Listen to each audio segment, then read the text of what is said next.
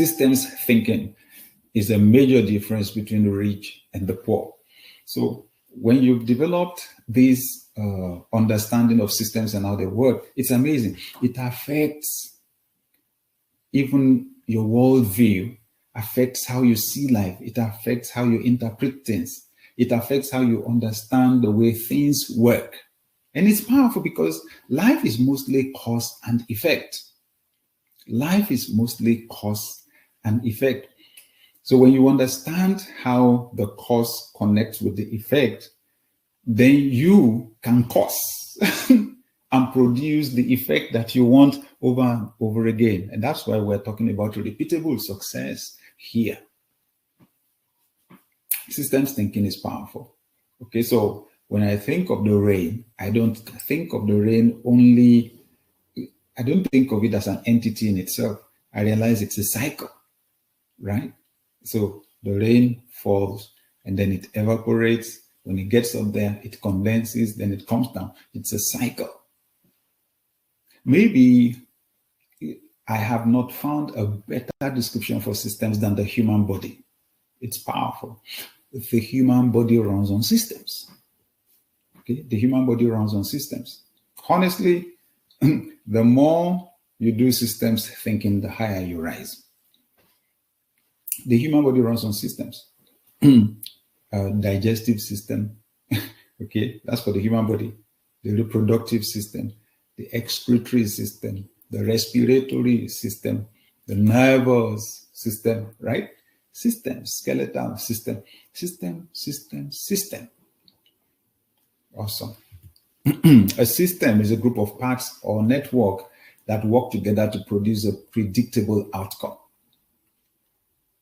What does the digestive system do? The digestive system processes food so it can extract the part that the body needs and throw out the rest, okay? So the digestive system wants to extract the part of the food that you can use.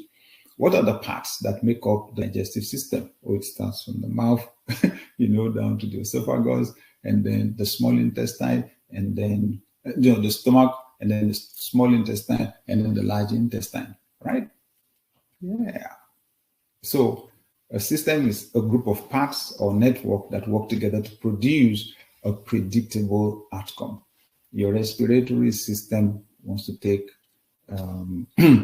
oxygen into the body so it can supply oxygen to the blood. The excretory system wants to take waste out of your body. The nervous system is the telecommunication system of the body, the electrical system, right?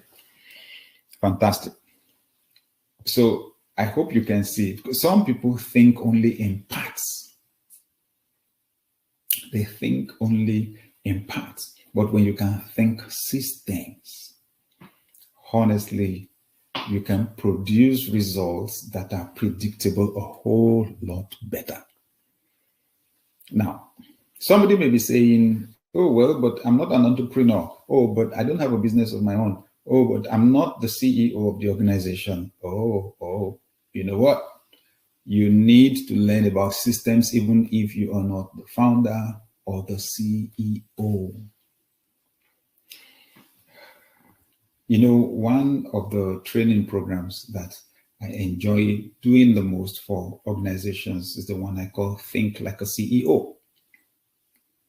Because there I share insights with employees on the things that helped me to rise very fast when I was an employee. Honestly, as soon as I got in, I asked myself, what's the highest level to which I can rise in this organization? And it was right next to the founder. I said, fine, so that's where I'm going. You know what I began to do? I began to put myself in the position of the head of the organization. It was a game changer. That way, I was able to empathize with the problems, with the challenges that the founder was having at his level. And in order to get solutions at that level, I began to read the books that a CEO should read. Yeah, I began to read the books. honestly, they blew my mind. Some of them, I would read a chapter and it would be like my head wanted to explode. Okay. But then the quality of ideas I began to submit began to change. So, but this is what I mean. You will understand how your organization works better when you think like the CEO. And to think like the CEO, you need to think systems. Some people have serious challenges in the organizations where they work because they don't see systems. I've worked with a lot of people in my life, and honestly, I've hired people that just did not understand systems. And when they don't do, they're busy breaking rules, right? Running against the policies of the organization. They have good hearts, but they're making mistakes. And sometimes painfully, they're even being punished because they don't understand how systems work.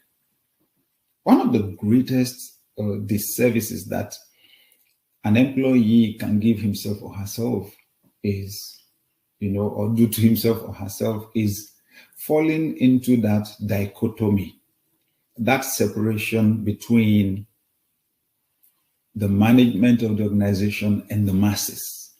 Oh my God, it's a huge problem and people don't know. Once you take sides with those people that are gossiping in the organization and saying we don't even know what they're doing, and you have this us versus them, us versus them structure in your mind about the management, it's going to keep you small. It's going to frustrate your progress. You've got to learn to identify with the management if that's where you are headed. Okay, you've got to identify. So I'm just simply saying, even if you're not the CEO, you need to learn about systems because it will help you to understand the organization where you are working a whole lot better. Good. This is important also. You need systems only after you have laid a good foundation for your organization and cleared the takeoff phase. Okay, so this is important for the person that really, really needs to apply this.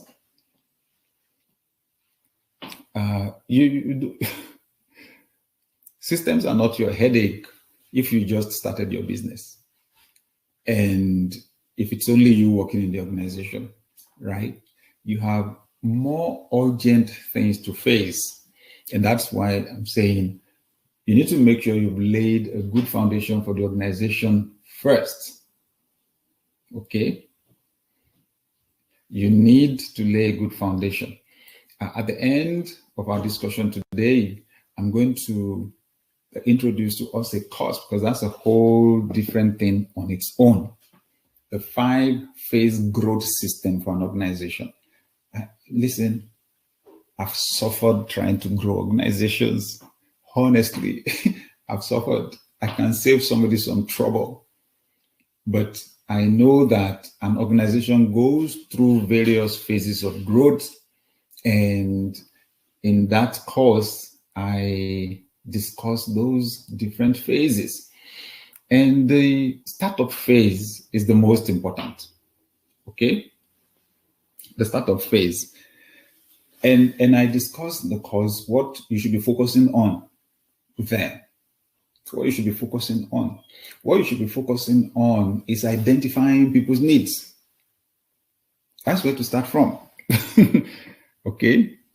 Identifying people's needs. What do people need? Food? What kind of food? How do they like it? What do they? Now, you do a lot of iteration, a lot of experimenting at that phase. If you are at the startup phase right now, and maybe things are not working perfectly for you, honestly, I want to encourage you, keep going, but keep adapting. And one thing is absolutely important, keep getting feedback. Keep getting feedback from people and adjusting. Continue to get feedback and adjust. Get feedback and adjust. Get feedback and adjust until you hit what we call that sweet spot. Sweet spot. What people need is exactly what you're providing. How they want it is exactly how you're providing it. The sales, okay, the sales come to, you have a lot of referrals because people don't keep quiet. When they really, really enjoy your product or service, they'll tell somebody else. If you're into fashion designing, I say, look, I think advertising for you is one of the easiest things in this world, simply because people have to put the clothes on that you make. And somebody's going to ask, even if they don't say, somebody's going to ask, oh, that looks beautiful on you. Where did you get it? So you're getting referrals, and that moves you into the second phase, which we call the expansion phase. At the expansion phase, the demand is outstripping your supply or your capacity. Yes. That's when you have to get additional resources. That is what stresses you out at that phase, right? More space, more equipment, more staff, more money. All of them cost more money, okay? So that's what I'm talking about. You get that sorted, then let's go on.